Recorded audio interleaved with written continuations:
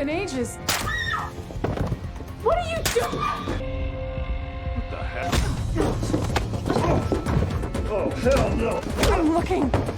Oh, help! Security!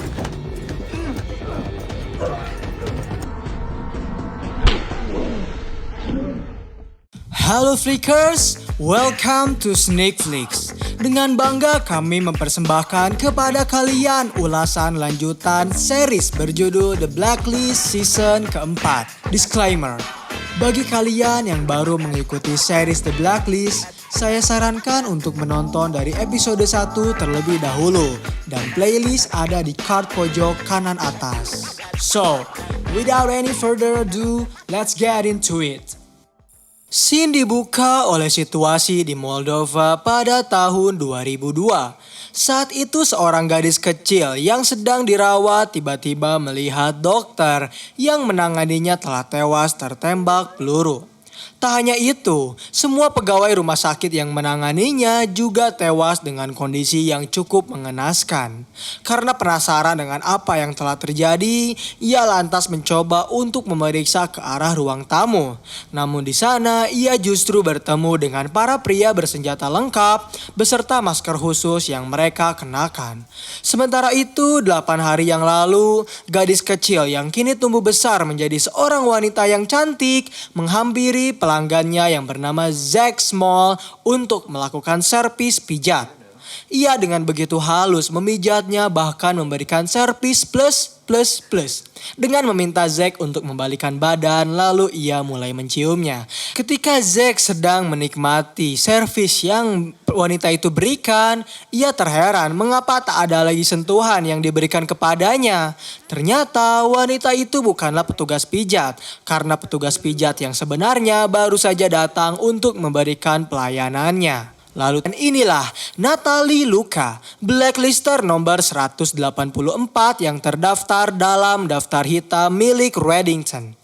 Masih dalam penyelidikan terkait tewasnya Zack Small, akuntan Reddington, AB baru saja menemukan informasi jika Small telah membersihkan lebih dari 200 juta dolar dan semuanya menghilang begitu saja.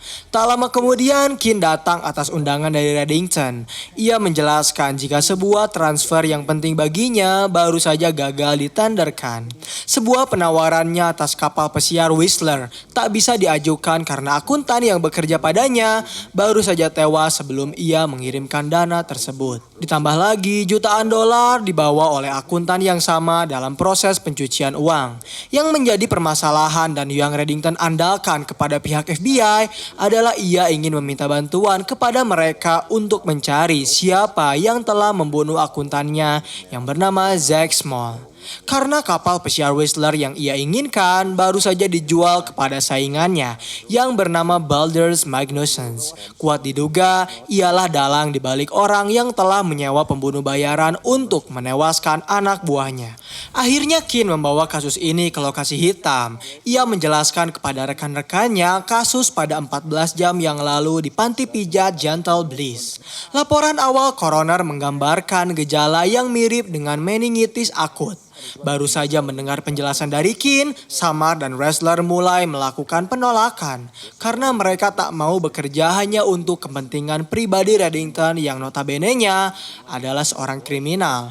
Tetapi tiba-tiba saja Aram mendapat informasi bahwa jasad Small baru saja ditandai oleh CDC dan dipindahkan ke laboratorium karantina tingkat 4 yang berarti penyakit yang menjangkitnya sangatlah berbahaya. Lantas pihak FBI dengan segera menghampiri laboratorium untuk mendapatkan penjelasan. Dokter memberitahu mereka semua terkait penyakit yang Small derita. Penyakit tersebut bernama loose change, bentuk dari meningitis yang menular. Gejalanya terlihat pada penderitanya yang mengalami demam, tinggi mendadak, leher kaku, ruam merah keunguan, kejang, gagal nafas, serta kematian. Virus itu bisa bermutasi sehingga ditularkan melalui kontak fisik seperti keringat, air liur, bahkan sentuhan ringan yang dapat membuat pasien tewas. Ressler bertanya bagaimana Small bisa tertular. Dokter menjawab, lipstick. Kuat kemungkinan terjadi orang yang menularkan loose change telah mencium Small untuk menularkan penyakitnya. Dan yang masih menjadi misteri hingga sekarang adalah mengapa orang yang membawa penyakit itu tak tewas. Di lokasi hitam, terlihat sedikit perdebatan di antara Samar yang merasa cemburu kepada Aram dikarenakan gajinya lebih kecil daripada Aram sebesar 32%, padahal dirinya merupakan lulusan top universitas ternama. Sebenarnya Aram mencoba untuk membujuk Samar agar pergi ke akuntan, namun tiba-tiba Cooper datang sehingga mereka harus mengalihkan topik pembicaraan. Aram memberitahu jika ia baru saja menemukan tersangka atas kasus pembunuhan Small yang terlihat di kamera CCTV. Kini, CDC hanya memiliki satu catatan wabah loose change di Amerika, yaitu seorang pemilik rumah gadai di Maryland. Di Maryland, suhu di sana mencapai 32,2 derajat Celcius. Sementara tersangka mereka terlihat mengenakan pakaian tebal yang tentunya akan membuat tubuh dirinya terbakar, kecuali ia mengalami sakit yang parah. Kemudian scene bergerak kepada Reddington yang menelepon saingannya, yaitu Magnuson. Tanpa banyak basa-basi, Reddington langsung menuduh Magnuson sebagai dalang di balik tewasnya Zack Small. Tentu saja, Magnuson langsung menyangkal tuduhan tersebut kepadanya. Pembalasan yang Reddington lakukan sangat menunjukkan kelemahan yang ia miliki, sehingga dirinya harus membuktikan sendiri terkait siapa pembunuh Zack Small dengan cara menemuinya secara langsung. Lalu Reddington tiba-tiba menutup teleponnya. Setelah itu, ia menelepon Kin untuk memberitahu bahwa dirinya telah mengevaluasi berkas kasus yang Kin kirimkan kepadanya. Umat manusia. Misalkan bangsa Finlandia yang memiliki Loviatar, rakyat Yoruba yang mengenalnya sebagai Sapona, dan bangsa Yunani mengabadikan dewanya sebagai Pandora. Yang menjadi keanehan adalah mereka semua digambarkan dengan gender seorang wanita. Terdapat pula seorang wanita bernama Mary Malone yang merupakan seorang juru masak untuk bangsawan New York di akhir abad ke-19. Saat para bangsawan kelas atas mengalami demam tifoid, seorang ilmuwan penelitian menelusuri wabah itu kepada wanita dengan kemampuan langka untuk membawa penyakit tanpa menderita dampaknya atau menunjukkan gejala luar. Typhoid Mary. Hal yang harus pihak FBI lakukan sekarang untuk menemukannya adalah mencari kapan dan di mana orang pembawa wabah penyakit tersebut selamat dari wabahnya.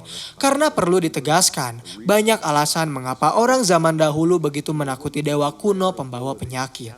Setelah melakukan panggilan telepon dengan Kin, Reddington langsung menemui Tom di apartemen miliknya.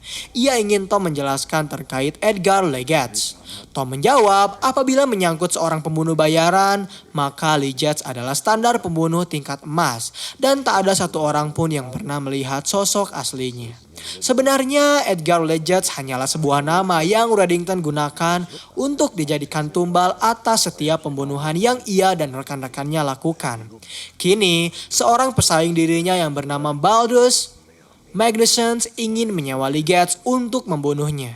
Keinginan Reddington sekarang yaitu ia ingin Tom menyamar sebagai Legatz agar Magnuson menyewanya untuk membunuhnya.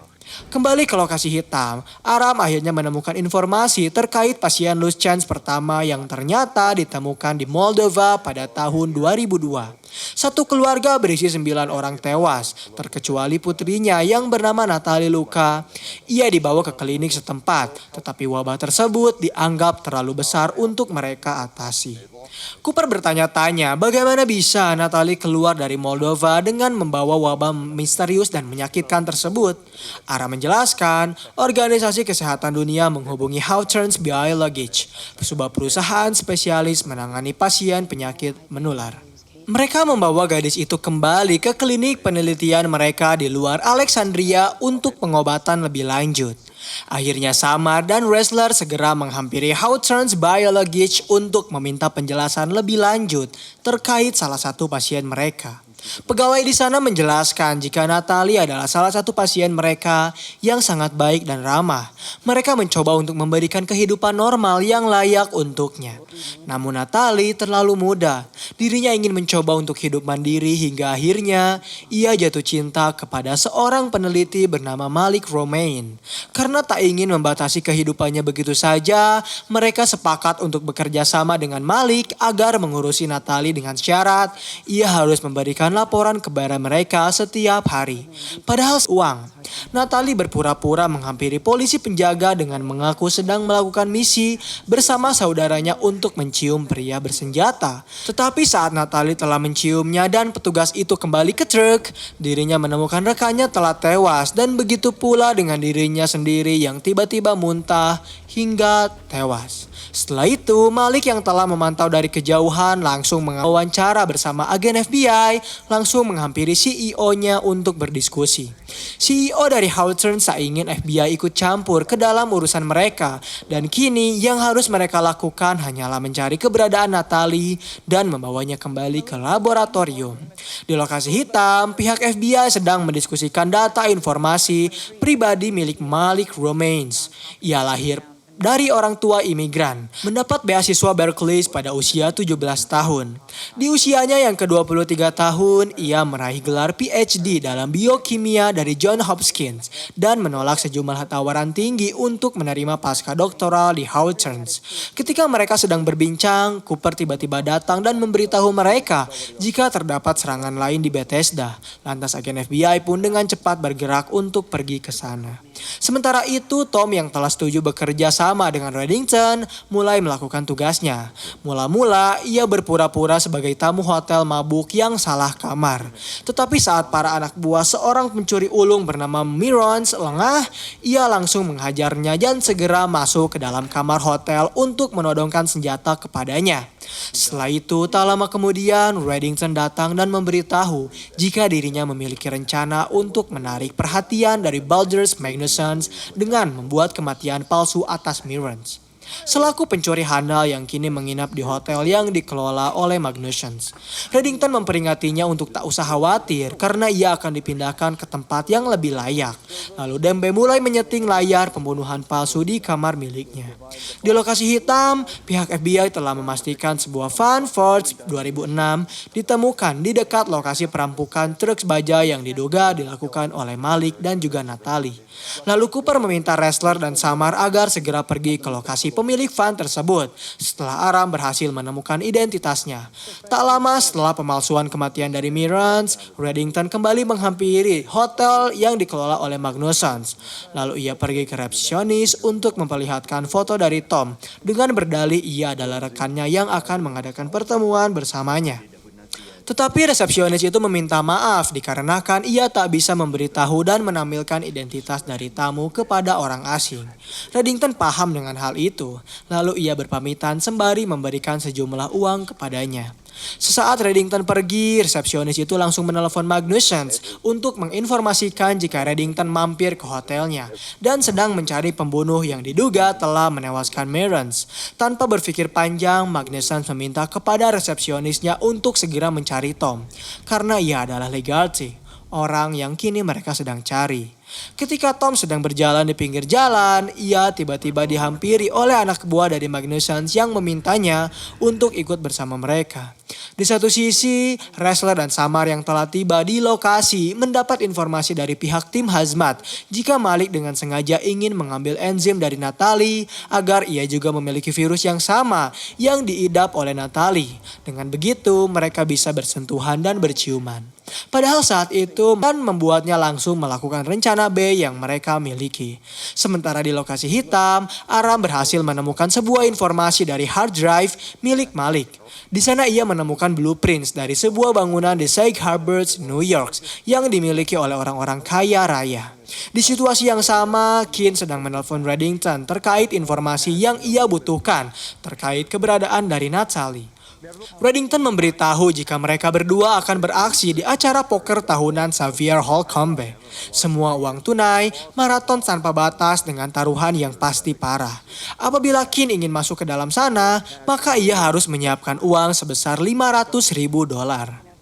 Lalu Sin bergerak kepada Keane yang telah berhadapan langsung dengan Baldur's Magnussons. Saat itu Magnussons sempat ingin mengetes pengetahuan Tom mengenai beberapa pembunuhan yang dilakukan kepada para pejabat. Namun beruntungnya Tom berhasil meyakinkan Magnussons jika ia dikontrak bukan untuk memperlihatkan hasilnya. Dan ketika Magnussons sedang lengah, Tom tiba-tiba menusuk anak buah dari Magnussons dan tak lama kemudian Reddington bersama Dembe datang. You know, usually Require.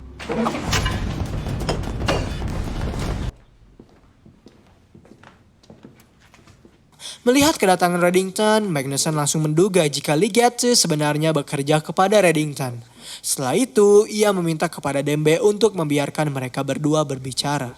Magnussen bersumpah di hadapan Reddington, ia tak membunuh Zack Small. Dirinya hanya melihat kesempatan tersebut lalu mengambil bagian yang bisa menguntungkan dirinya.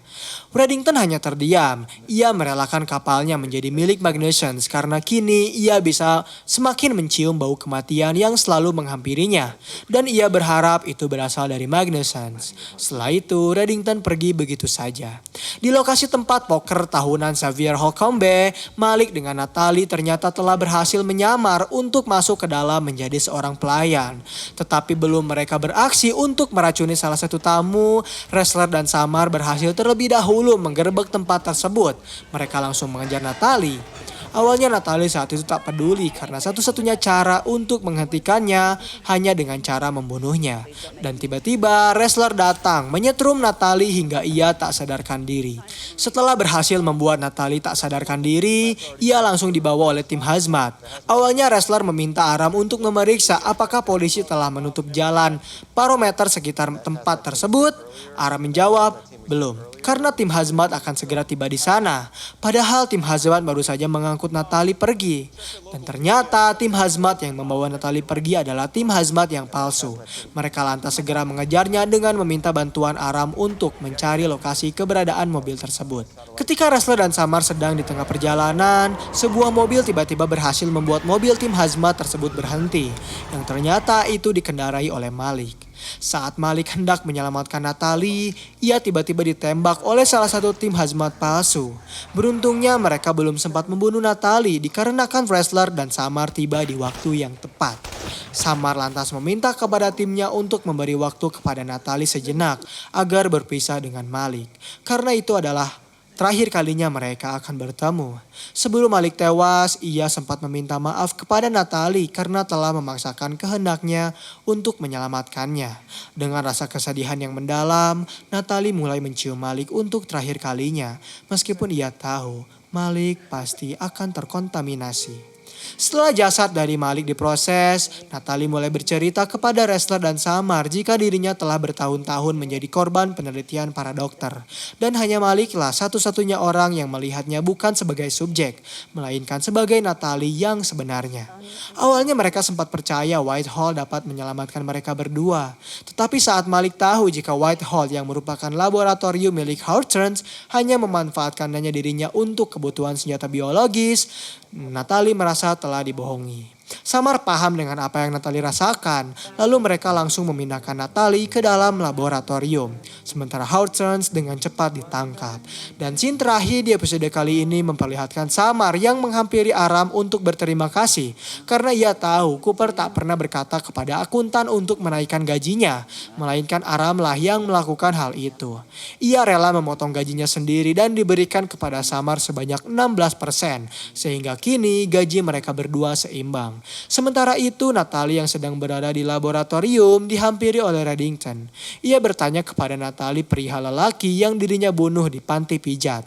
Reddington tahu Natalie dipekerjakan oleh seseorang dan ia ingin tahu siapa orang yang telah mempekerjakannya.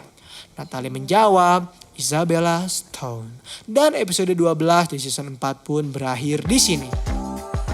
Terima kasih telah menonton video pembahasan series dari The Blacklist. Bagaimana tanggapan kalian? Komen di bawah untuk rekomendasi film atau series selanjutnya. Klik tombol subscribe untuk mengikuti perkembangan channel ini dan klik tombol like jika kalian menyukai pembahasan kami. Dan sampai berjumpa kembali di episode selanjutnya.